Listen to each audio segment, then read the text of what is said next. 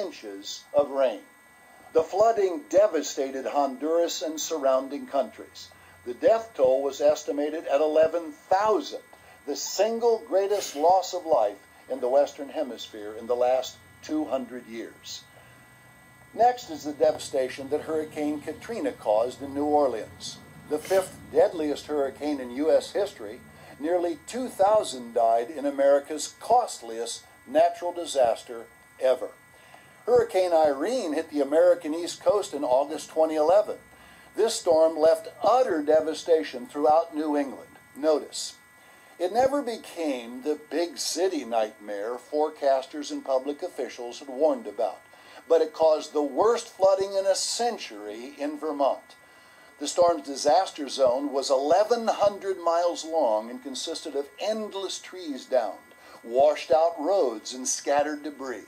Irene affected more than 65 million people in 11 states and hammered several major metropolitan areas, resulting in at least 40 deaths, millions of evacuees, 9,000 canceled flights, about 6 million homes and businesses without power, and about $7 billion in overall losses. Many cities were completely isolated. In North Carolina's Outer Banks, a highway linking the islands was broken in 5 places. A new inlet, an estimated 200 feet wide, cleaved northern Hatteras Island. 2,500 residents became trapped. Irene exposed the weakness of America's crumbling roads, antiquated sewer systems, and outdated power grids. As disasters and ruin pile up, America's infrastructure will only worsen, as will the country's ability to pay for such disasters. For instance, the federal government had to temporarily suspend payments to rebuild roads, schools, and other structures destroyed during spring tornadoes in Joplin, Missouri, and southern states in order to pay for damage caused by Hurricane Irene. All this from just a single Category 1 storm. Now consider the unprecedented storm that hit Alaska in late 2011. With winds recorded at nearly 90 miles per hour, it had the force of a Category 3 hurricane and was double the size of Texas, or as big as the entire state of Alaska. The storm itself was moving 60 miles per hour and brought a 10-foot storm surge, the largest ever recorded in Alaska.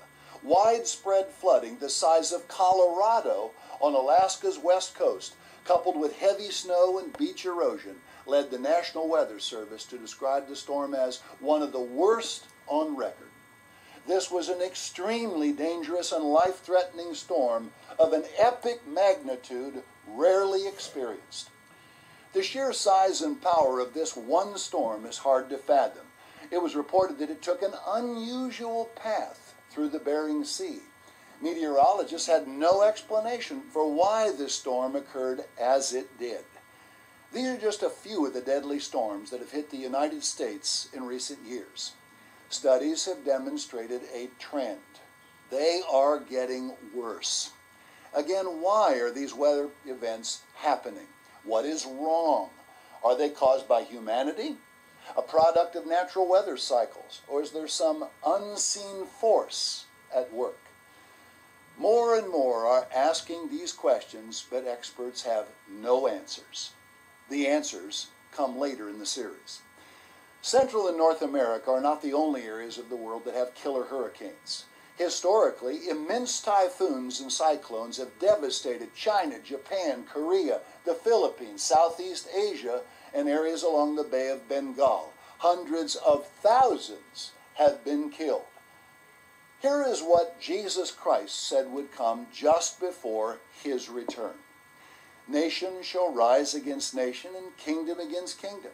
And there shall be earthquakes in various places, and there shall be famines and troubles. The Greek word translated troubles means disturbance, that is, of water roiling, or of a mob sedition, or trouble. This word brings to mind a range of problems, some severe, that would come from floods and tremendous hurricanes, cyclones and typhoons, and other severe storms, all forms of roiling water. Mark's gospel indicates these things will all grow much worse, and mob violence and sedition may be directly tied to more of them. Next are floods, among the few natural disasters that can happen almost anywhere. There are two main types, ordinary and flash. Ordinary floods are categorized three ways: coastal, due to storms and high tides; river, due to rivers exceeding